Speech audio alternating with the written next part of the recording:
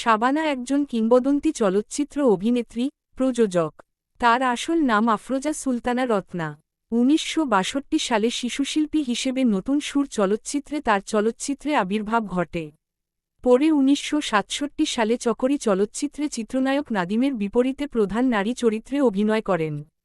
তিনি ২৯৯টি চলচ্চিত্রে অভিনয় করেন, যার মধ্যে ১৩০টি চলচ্চিত্রে তার বিপরীতে ছিলেন আলমগীর।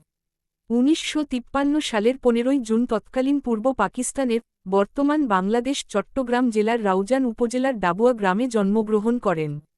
শাবানা গেন্ডারিয়া হাই স্কুলে ভর্তি হলেও তার পড়ালেখা ভালো লাগত না। শাবানা প্রাতিষ্ঠানিক শিক্ষার তাই ইতি ঘটে মাত্র ৯ বছর বয়সে। চলচ্চিত্রকার এহতেশাম ছিলেন তার চাচা। তার মাধ্যমেই শাবানার চলচ্চিত্রে আগমন হয়। চলচ্চিত্রকার এহতেশামের হাত ধরে চলচ্চিত্রে অভিষেক হয় তার।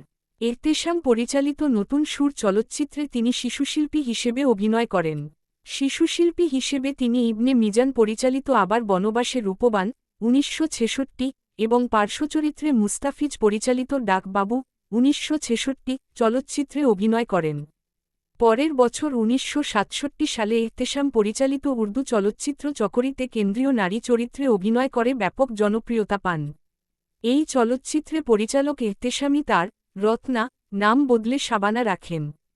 তার উল্লেখযোগ্য সিনেমা মধু মিলন, অবুঝ মন, চৌধুরী বাড়ি, ভাত দে, ওরা ১১ জন, চকরি, দোস্ত দুশমন, জননী, সখী তুমি কার, শেষ উত্তর, ছুটির ঘণ্টা, ২ পয়সার আলতা, নাজমা, রজনীগন্ধা, লালু ভুলু, মা ও ছেলে, নালিশ, ঘরের বউ, রাজলক্ষ্মী শ্রীকান্ত, রাঙা ভাবি, গরিবের বউ, লক্ষ্মীর সংসার, সত্যের মৃত্যু নাই, স্বামী কেন আসামি, ঘরে ঘরে যুদ্ধ, স্ত্রীর পাওনা ইত্যাদি।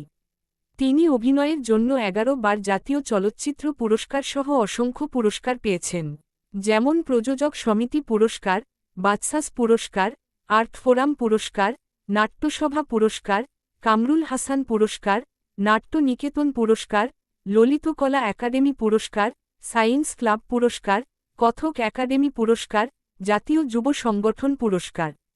এছাড়াও শাবানা মস্কো চলচ্চিত্র উৎসব, রোমানিয়া চলচ্চিত্র উৎসব, কান চলচ্চিত্র উৎসবসহ আরও বিভিন্ন চলচ্চিত্র উৎসবে যোগ দিয়েছেন।